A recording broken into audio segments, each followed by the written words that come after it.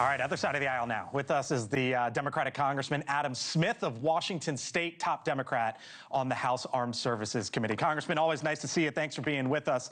You were listening there to your colleague on the Intelligence Committee. Let me start with you on this idea of maybe American forces inside Venezuela. Do you think that's where this is headed, or is it more so assets and personnel in the region? Well, nobody knows because President Trump has not been clear on that point. I mean, he said yesterday that we would be running Venezuela.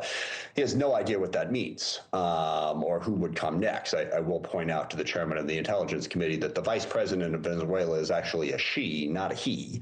Those sort of details matter a little bit to know who it is who's running the country right at the moment.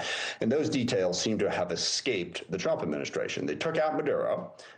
They don't know what comes next, and they're kind of making it up as they go along. And that is deeply concerning for the reasons that Chairman Crawford pointed out. We don't want this to turn into chaos, and yet we removed the leader of the country. And I take Rick's point that he wasn't the legitimate leader of the country, and that's fair. But he was the leader of the country, the person who was in charge of it.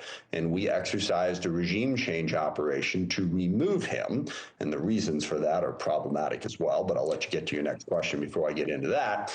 And now we don't know what comes next. To be fair to the chairman, because I had to listen to it a couple times, I believe he was referring to he as Maduro and then she as the vice president. But I do hear your point. Let me ask you this: Do you believe that Venezuela? Do you believe that America is safer today with Nicolas Maduro no longer in power? According to the indictment, it said that he led to the transportation of thousands of tons of cocaine that entered the United States. Yeah, no, I don't. Maduro was certainly part of the drug problem, but the cartels didn't go anywhere. They didn't just disappear yesterday because Maduro is no longer running Venezuela. I don't think it fundamentally changed drug trafficking in America at all. Certainly, when you pardon a convicted drug dealer like the former president of Honduras, that sends a message that all you got to do is cut a deal with Trump. And look, let's also focus on the why here. All right. Now they're talking about, oh, he's a drug dealer, he's not a legitimate president, blah, blah, blah. But President Trump actually sort of has been the most honest. The why is because President Trump thinks the U.S. should be in a better position to exploit Venezuelan oil. I think you need to step back and wonder, well, what if Maduro had cut a deal a week or two ago and said, look, Mr. President, fine, your oil companies can come back in and attempt to exploit Didn't these he resources. Didn't he have the opportunity, though, and didn't take it, and that's why the president took the action? He didn't take it, certainly. But is that the way the U.S. should be conducting foreign policy? That basically Maduro, as long as you give us the oil. And look, to Rick Crawford's point about communism, socialism, utter failure, complete failure in Latin America, no question about it. But where did it come from?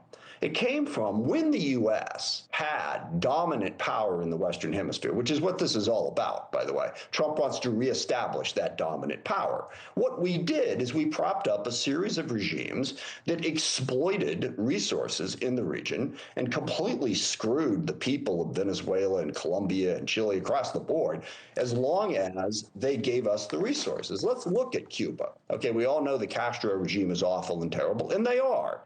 But what was there before the Castro regime? A guy named Batista, who we propped up in 1952 through a coup, ousted whoever the president was at that point.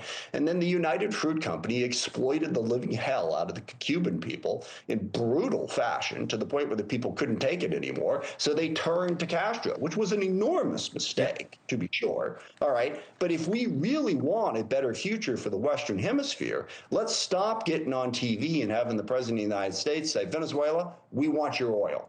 We took out your president because he wasn't giving us our oil. We're going to make sure that deal gets cut. That is the wrong way to bring peace and stability to the Western Hemisphere.